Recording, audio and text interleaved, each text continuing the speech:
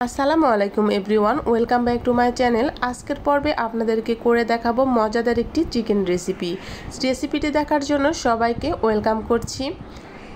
একবার যদি এই চিকেন এভাবে রান্না করেন তাহলে স্বাদ হবে দুর্দান্ত আর প্রশংসা করতে সবাই হবে বাধ্য। যদি প্রশংসা পেতে চান অবশ্যই রেসিপিটা A to Z ফলো করে রান্না করবেন। আজকে সকল টিপস অ্যান্ড ট্রিক্স সহ সুন্দর করে সহজ করে আপনাদেরকে এই রেসিপিটা করে দেখাবো। আশা করছি বরাবরের মতো আজকের রেসিপিটাও আপনাদের কাছে অনেক বেশি ভালো লাগবে। রেসিপি দেখার শুরুতে আপনাদের কাছে ছোট্ট একটি রিকোয়েস্ট করছি, যারা এই পর্যন্ত রেসিপিটি দেখা শুরু করেছেন কিন্তু লাইক দিতে ভুলে গেছেন, লাইকটি দিয়ে পুরো ভিডিওর সঙ্গেই থাকবেন। চিকেন রেসিপিটা তৈরি করার জন্য প্রথমে আমি এখানে কতগুলো চিকেন বড় বড় করে পিস করে কেটে নিয়েছি। তার ভিতরে দিয়ে দিলাম হাফ চামচ লবণ আর দিয়ে দিয়েছি 1 ফালি লেবুর রস, সাথে আরও সামান্য একটু দিয়ে দিলাম হলুদের গুঁড়া। লবণ, লেবুর রস আর হলুদের গুঁড়া দিয়ে এখানে আমি সুন্দর করে ম্যারিনেট করে রেখে দিব 20 মিনিটের মতো। তাহলে কিন্তু খুব সুন্দর করে মাংসের ভিতরে সবগুলো উপকরণ ভালোভাবে চলে যাবে আর রান্না করলে কিন্তু খুব সুন্দর একটি ফ্লেভার চলে আসবে। আর ভাজার সময় কিন্তু খুব ভালো একটি গন্ধ ছড়িয়ে যায়। তো চেষ্টা করবেন এভাবে মাংসগুলোকে ভেজে নিতে। তো আমি কিন্তু এটাকে রেখে দিলাম আর চলে যাচ্ছি চুলাতে কিন্তু আমি আগে থেকেই পেঁয়াজ বেরেস্তা করার জন্য পেঁয়াজটা উঠিয়ে দিয়েছি আর তার সাথে আমি নেড়ে চেড়ে ভালো করে বেরেস্তাটা করে নেব।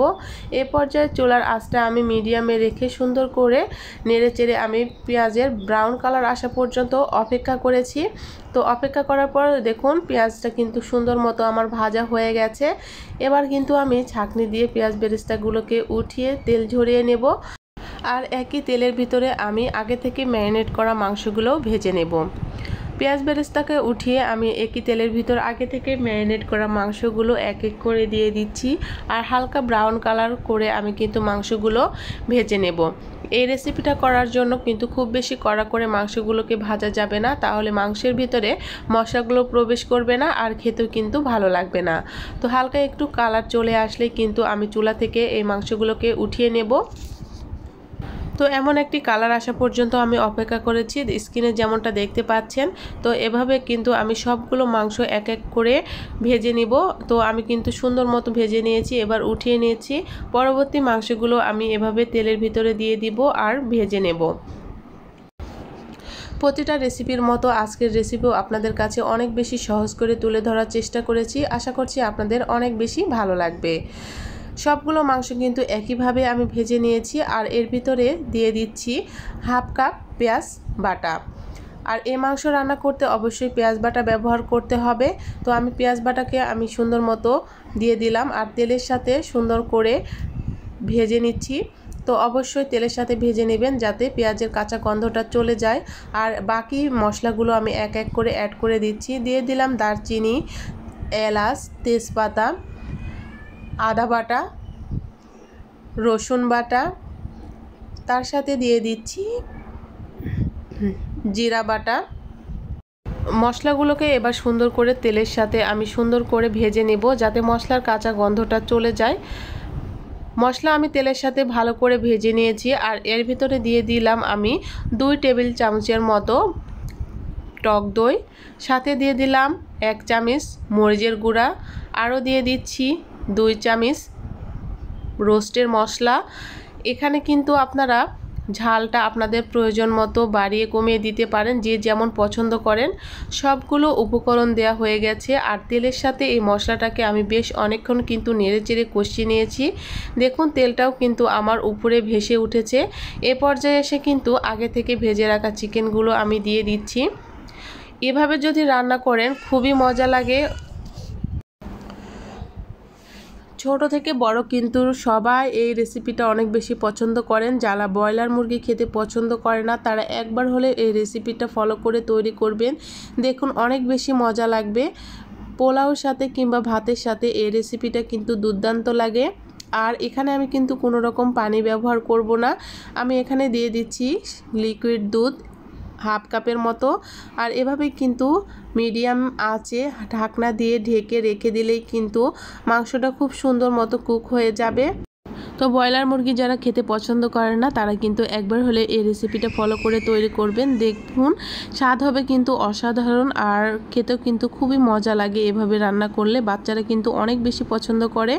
তো আজকের A to Z রেসিপি আপনাদের সাথে শেয়ার করলাম, আশা করছি আপনাদের রেসিপিটা ভালো লাগলো। আমি কিন্তু বেশ অনেকক্ষণ অফ ক্যামেরায় জাল করে নিয়েছি, আমার মাংসগুলো বেশ সুন্দর মতো সিদ্ধ হয়ে গেছে। আমি এবার শেষ মুহূর্তে দিয়ে দিচ্ছি পেঁয়াজ বেরেস্তা আর সাথে দিয়ে দিয়েছি 1.5 টেবিল চামচ গুঁড়ো দুধ আর পেঁয়াজ বেরেস্তা যদি এভাবে দেন তাহলে কিন্তু ফ্লেভারটা জাস্ট অসাধারণ আসে। আশা করছি নামানোর ঠিক আগ মুহূর্তে আপনারা একটু পেঁয়াজ বেরেস্তার সাথে এভাবে একটু গুঁড়ো দুধ দিয়ে দেখবেন, তাহলে কিন্তু খুবই মজা লাগে খেতে। তো আমার কিন্তু একদম রেসিপিটা ডান। আমি কিন্তু এবার নামিয়ে আপনাদেরকে পরিবেশন করে দেখিয়ে দিব আমার রেসিপির কালারটা কতটা লোভনীয় হয়েছে আর কতটা সুন্দর লাগছে। তো আমি কিন্তু এবার নামিয়ে নিব চুলা থেকে। এবার পরিবেশনের পালা। আমি একটি সার্ভিং ডিশ নিয়েছি আর তার ভিতরে এক এক করে মাংসের পিসগুলো দিয়ে দিয়েছি। দেখুন কালারটা কতটা সুন্দর এসেছে আর মাংসগুলো অনেক বেশি সফট ছিল। ছোট থেকে বড় কিন্তু এভাবে যদি রান্না করে দেন তাহলে কিন্তু অনেক বেশি পছন্দ করবেন। আর এভাবে একবার হলেও রেসিপিটা ট্রাই করবেন আর কেমন লেগেছে অবশ্যই কমেন্ট বক্সে জানাতে ভুলবেন না। আর এমন নিত্য নতুন সহজ রেসিপি আমার চ্যানেলে আরও দেয়া আছে, চাইলে আমার চ্যানেলটা ভিজিট করে আসতে পারেন। তো আমি কিন্তু সবগুলো মাংস দিয়ে দিয়েছি আর উপরে থেকে গ্রেভিটা আমি সুন্দর করে দিয়ে দিচ্ছি। তো এভাবে কিন্তু ভাত কিংবা পোলাওর সাথে অসাধারণ লাগবে। তো এই তো আমার হয়ে গেল মজাদার একটি চিকেন রেসিপি, চিকেন ভুনা বা চিকেন কারি রোস্ট যে নামে ডাকতে পারেন। তো এটা ব্রয়লার মুরগির রোস্টই বলতে পারেন। তো যাই হোক, এভাবে কিন্তু আমি সবসময় রান্না করি। আজকে এই সহজ রেসিপিটাও আপনাদের সামনে শেয়ার করলাম, আশা করছি ভালো লাগলো। সবার সুস্বাস্থ্য কামনা করে পরবর্তী আরেকটি রেসিপি দেখার আমন্ত্রণ জানিয়ে আজকের মতো এখানে বিদায় নিচ্ছি। দেখা হচ্ছে নতুন আরেকটি রেসিপির সঙ্গে। সে পর্যন্ত সবাই সুস্থ থাকবেন, ভালো থাকবেন। আল্লাহ হাফেজ, আসসালামু আলাইকুম।